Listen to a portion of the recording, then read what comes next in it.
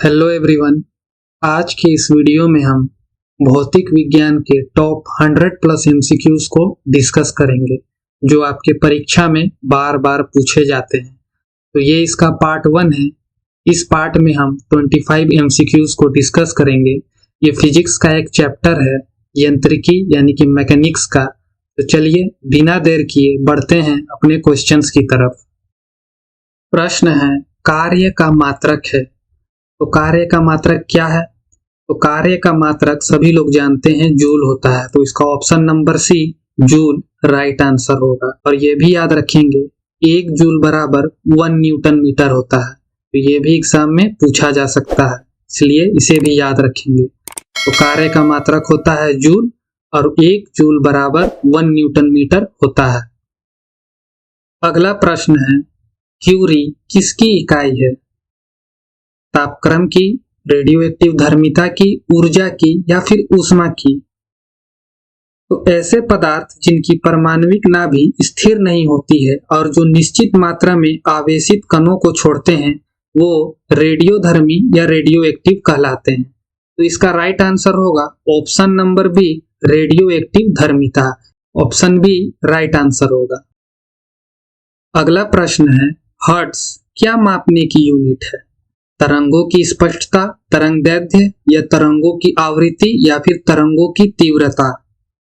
तो इसका right answer होगा हर्ट्ज जो है वो तरंगों की आवृत्ति मापने की यूनिट है। तो इसका राइट आंसर होगा ऑप्शन नंबर सी तरंगों की आवृत्ति।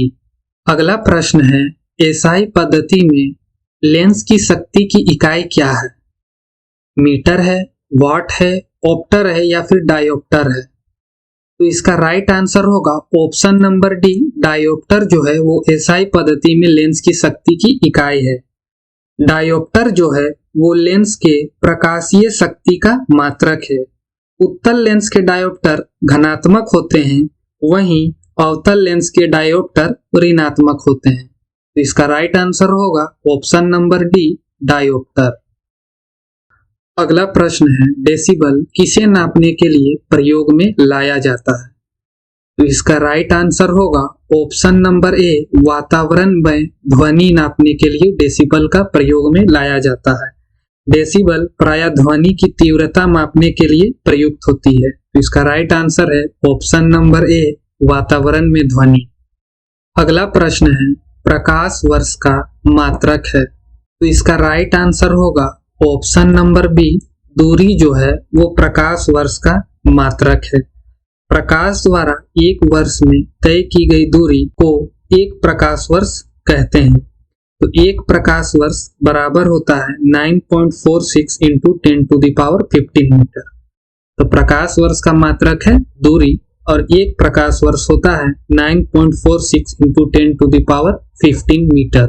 अगला प्रश्न है, इनमें से कौन सी मात्रा जड़त्व का माप है? तो इसका राइट आंसर होगा ऑप्शन नंबर डी द्रव्यमान जो है वो जड़त्व का माप है।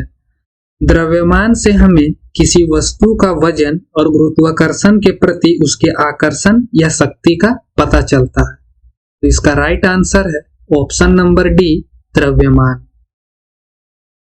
अगला प्रश्न है, पारसेक इकाई है, किसकी इकाई है? समय की, प्रकाश की चमक की, दूरी की या चुंबकीय बल की? तो पारसेक दूरी जो है एक खगोलीय इकाई है। यह 31 ट्रिलियन किलोमीटर के लगभग होती है। तो पारसेक जो है वो दूरी की इकाई है। तो इसका राइट आंसर है ऑप्शन नंबर सी दूरी की। अगला प्रश्न है, ल्यूमेन किसका मात्रक है? ज्योति फ्लक्स का, ज्योति तीव्रता का, उपरोक्त दोनों या फिर इनमें से कोई नहीं? तो ल्यूमेन जो है वो ज्योति फ्लक्स का मात्रक है। इसका राइट आंसर है option number A Jyoti flux. अगला प्रश्न है, पास्कल इकाई है, किसकी इकाई है? आर्द्रता की, दाब की, वर्षा की या फिर तापमान की? तो पास्कल जो है वो दाब की इकाई है। इसका राइट आंसर है ऑप्शन नंबर बी दाब की इकाई है पास्कल। अगला प्रश्न है, एम्पियर नापने की इकाई है। तो एम्पियर जो है वो एक लघु रूप में विद्युत धारा या विद्युत आवेश की मात्रा प्रति सेकंड की एक इकाई है। इसका नाम विद्युत चुंबकत्व को खोजने वाले वैज्ञानिक आंद्रे मेरी एम्पियर के नाम पर रखा गया था। तो एम्पियर नापने की इकाई है वो है करंट। तो इसका राइट आंसर है ऑप्शन नंबर ए, करंट जो है वो एम्पियर नापने की इकाई है। अगला प्रश्न है, यदि किसी चली हुई वस्तु के वेग को दोगुना कर दिया जाए तो उसकी भार दोगुना हो जाता है, गतिज ऊर्जा दोगुनी हो जाती है, त्वरण दोगुना हो जाता है या फिर गतिज ऊर्जा चारगुनी हो जाती है। तो इसका राइट आंसर है ऑप्शन नंबर डी, गतिज ऊर्जा जो है वो चारगुनी हो जाती है। तो ऑप्शन डी राइट आंसर होगा। अगला प्रश्न है, बल जो है वो गुणनफल है भार और वेग का, भार और त्वरण का, द्रव्यमान और त्वरण का या फिर द्रव्यमान और वेग का। तो इसका राइट आंसर होगा ऑप्शन नंबर सी, द्रव्यमान और त्वरण का गुणनफल होता है। न्यूटन के दूसरे नियम के अनुसार संवेग परिवर्तन की दर लगाए गए बल के समानुपाती होता है, अतः बल जो है वो द्रव्यमान और त्वरण का गुणनफल होता है। तो इसका राइट आंसर है ऑप्शन नंबर सी, द्रव्यमान और त्वरण का। अगला प्रश्न है, न्यूटन के पहले नियम को कहते हैं, क्या कहते हैं? जड़त्व का नियम, ऊर्जा का नियम, संवेग का नियम या फिर आघूर्ण का नियम। तो न्यूटन का पहला नियम बल की परिभाषा देता है। अगर वस्तु विराम की अवस्था में है तो वह विराम की अवस्था में ही रहेगी जब तक कि उस पर कोई बाहरी बल लगाकर उसकी अवस्था में परिवर्तन ना किया जाए। अर्थात सभी वस्तुएं अपनी प्रारंभिक अवस्था को बनाए रखना चाहती है, इसलिए न्यूटन के पहले नियम को जड़त्व का नियम भी कहते हैं। तो इसका राइट आंसर है ऑप्शन नंबर ए, जड़त्व का नियम। अगला प्रश्न है, रॉकेट की कार्य प्रणाली किस सिद्धांत पर आधारित होती है? तो इसका राइट आंसर होगा रॉकेट की कार्य प्रणाली न्यूटन के तीसरे नियम के सिद्धांत पर आधारित होती है। न्यूटन के तीसरे नियम के अनुसार प्रत्येक क्रिया के बराबर विपरीत दिशा में प्रतिक्रिया होती है। तो इसका राइट आंसर है ऑप्शन नंबर ए, न्यूटन का तीसरा नियम। अगला प्रश्न है, हम दलदली सड़कों पर क्यों फिसलते हैं?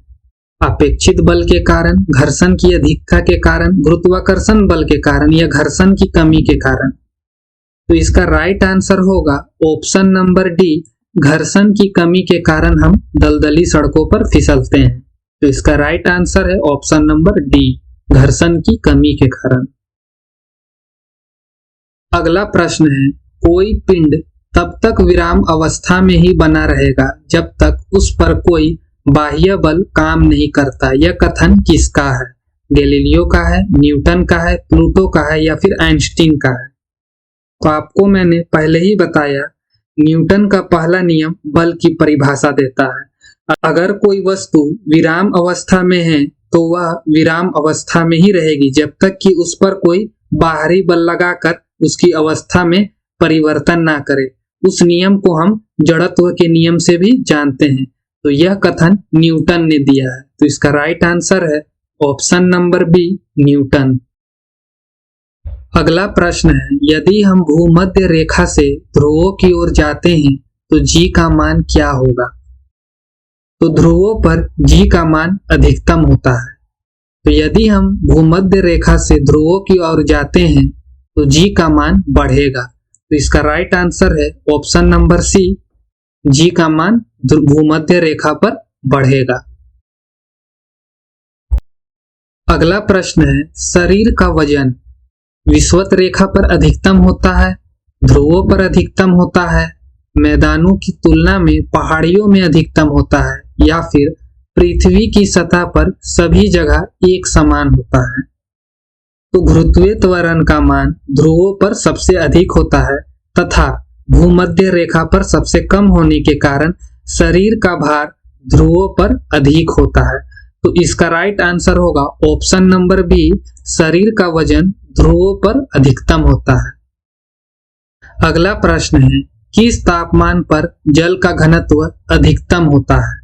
तो इसका राइट आंसर होगा option number D, 4 degree Celsius पर जल का घनत्व अधिक होता है। 9 डिग्री से लेकर के 4 डिग्री सेल्सियस तक घनत्व के बढ़ने के कारण आयतन भी बढ़ता है। वहीं 4 डिग्री सेल्सियस से लेकर 3 डिग्री सेल्सियस तक बर्फ जमने की प्रक्रिया के दौरान जल का घनत्व घटता है और जल के आयतन में वृद्धि होती है। तो 4 डिग्री सेल्सियस पर तापमान पर जल का घनत्व अधिकतम होता है। तो इसका राइट आंसर है option number D, 4 degree Celsius. अगला प्रश्न है, जब बैरोमीटर का पारा अचानक गिर जाए तो यह किस बात का सूचक होता है? तो इसका राइट आंसर है ऑप्शन नंबर डी, आंधी या झंझावत आने की संभावना में। अगला प्रश्न है, बल की परिभाषा किसके आधार पर व्याख्यात किया जा सकता है? गति के पहले नियम से, गति के दूसरे नियम से, या फिर गति के तीसरे नियम से, या फिर गुरुत्वाकर्षण नियम से? तो इसका राइट आंसर है, जब कोई वस्तु अपनी प्रारंभिक अवस्था बनाए रखना चाहती है तो वो न्यूटन का प्रथम नियम कहलाता है, जिसे हम जड़त्व का नियम भी कहते हैं। तो इसका राइट आंसर है ऑप्शन नंबर ए, गति के पहले नियम से बल की परिभाषा की जा सकती है। ओके फ्रेंड्स, आज के लिए बस इतना ही। मिलते हैं इस टॉपिक के अगले पार्ट में। तब तक के लिए वीडियो अगर अच्छा लगा हो तो वीडियो को लाइक कीजिएगा, चैनल को सब्सक्राइब कीजिएगा। तब तक के लिए thank you, have a nice day.